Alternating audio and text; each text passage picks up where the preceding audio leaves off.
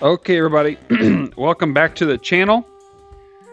And like I said on a previous video, we're going to move from off-leash training.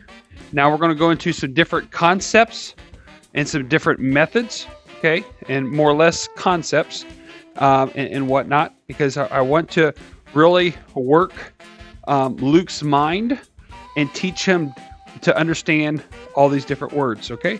So he knows what place is, and he knows up, he knows what down is, okay? Now what we're going to do is we're going to teach him the word off, okay? So now we're using a nylon leash with a nylon collar, and it's hooked up to this chain that is mounted to the ceiling. It actually screws in, it's actually a fisheye is what it is. Screws into the ceiling into one of the trusses that goes up and over. It goes through the metal into one of the trusses that makes up the ceiling. It screws into that. I can hook on this chain here to that and then onto the leash, okay? What this allows is it allows Luke to move around freely, but it allows me to have control of him with just one hand as I do this. It doesn't hurt him or harm him in any way, but it just allows me to have control of him in this setting, okay? So we go up. Now, normally what we have done is we would say up, place, and reward him when he got up there, okay? Now, we're going to reward him when he comes off after I give him the reward of off. I'm sorry, after I give him the command of off, he comes down here. Now we're going to give him the reward down here, okay? So we're going to go up here on like this. He knows as I get closer to do that. We're going to say off. I'm going to show him what I want him. Off. Good. Good boy. There's his reward. Okay. Let me show you. There we go. Let me zoom out a little bit better so you can better see. There you go. Okay. Okay. There it is again. Now, we're going to go back up. Okay. We're going to say off. See, it's going to take a while. Okay. This is his first time. There's his reward. Off. Good. Off. Good. Okay. We show him what we want him to do, and it's that simple, okay? Very, very simple little exercise here.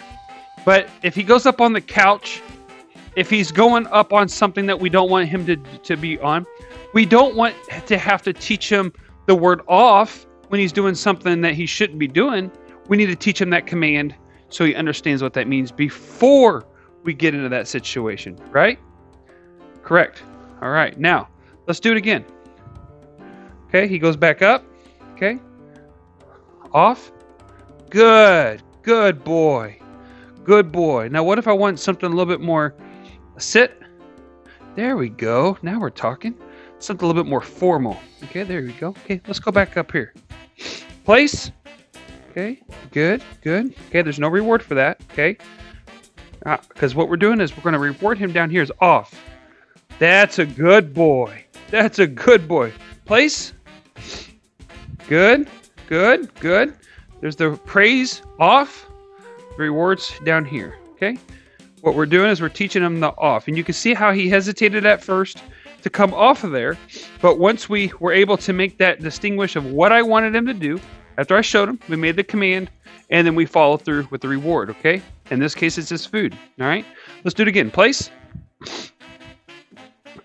There we go. Very nice, very nice, very nice. Okay, off. Good. So let me explain something what we're doing here. When he goes up in place, he obeys me. I get him a praise. All right. If you notice that, I'm giving him a praise. The reward that he wants is down here is because he's food motivated. The reward is down here on the floor to get the off. That's what we're striving for. So place. There we go. Okay. He's licking my hands. There's no reward. See, it's right there. Okay. And then I'm gonna go off. Good. Good boy. Good boy. Good off. Okay. And every time I say the word off, give him his reward. Okay. Off. One of them deals. Okay. Place. Nice. Nice. Good job. Good job. Okay. Off. Now we're doing it. Now we're doing it. So you see that, ladies and gentlemen? It's basically, you know, and let me, I feel like I have to state this. We have not done this exercise prior to this, okay, what we do is we work him up to this exercise. So if you know, he's kind of, yeah, you're going crazy. Oh, you know the routine now, up and down and all kinds of goodies, huh?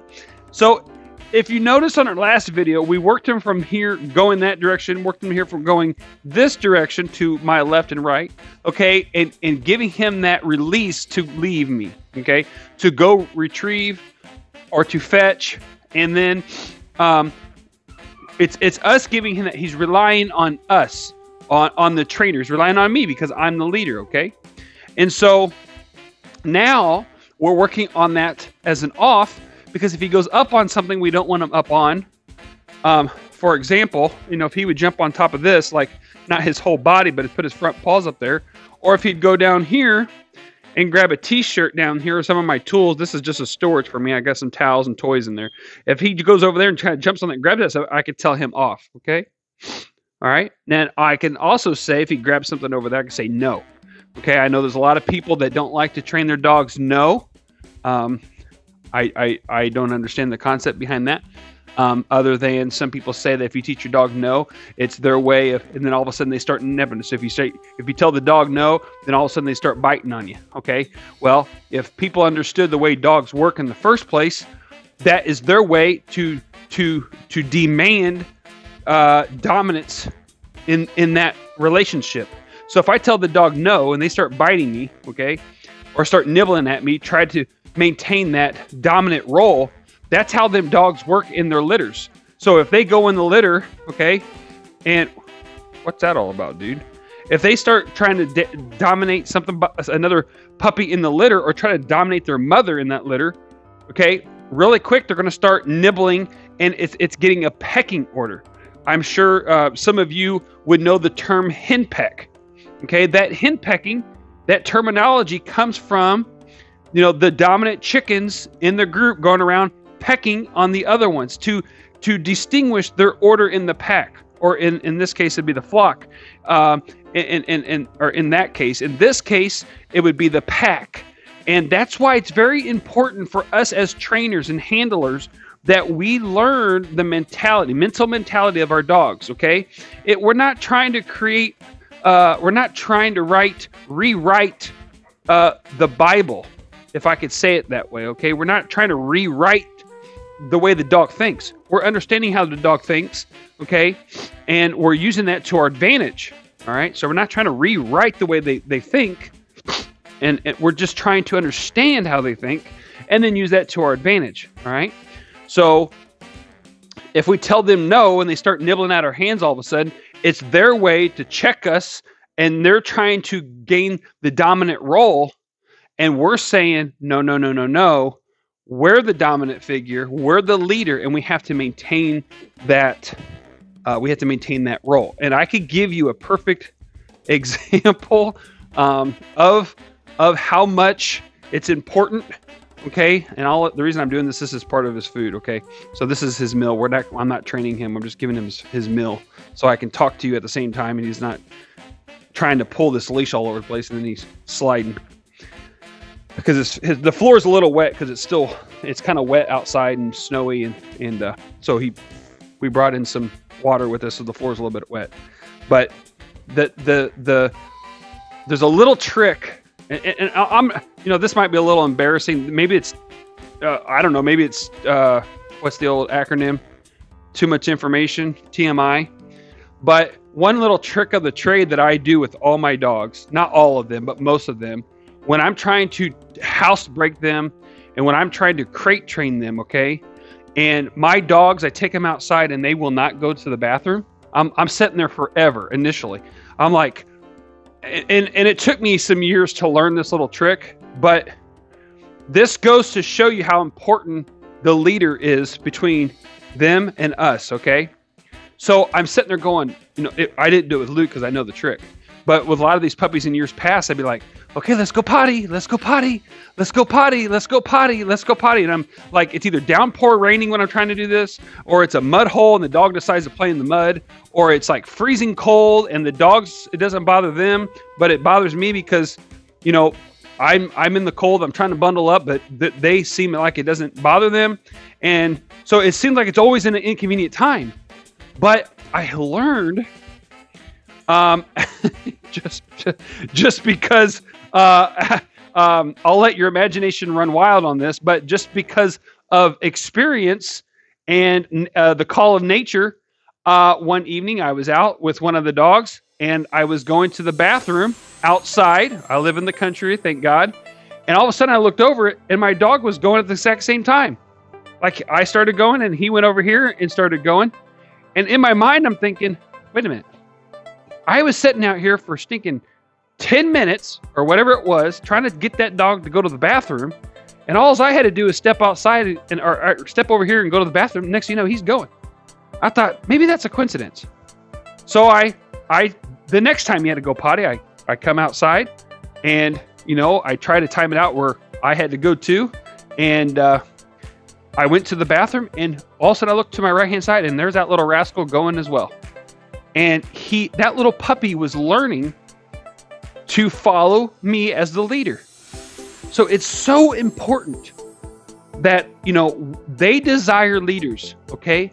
And we got to let them know when it's okay to interact with us and when it's not okay, when I need that space, okay? Say, listen, I'm okay to have this space and you're okay to have that space. But we also got to understand we got to understand we're the leader, okay?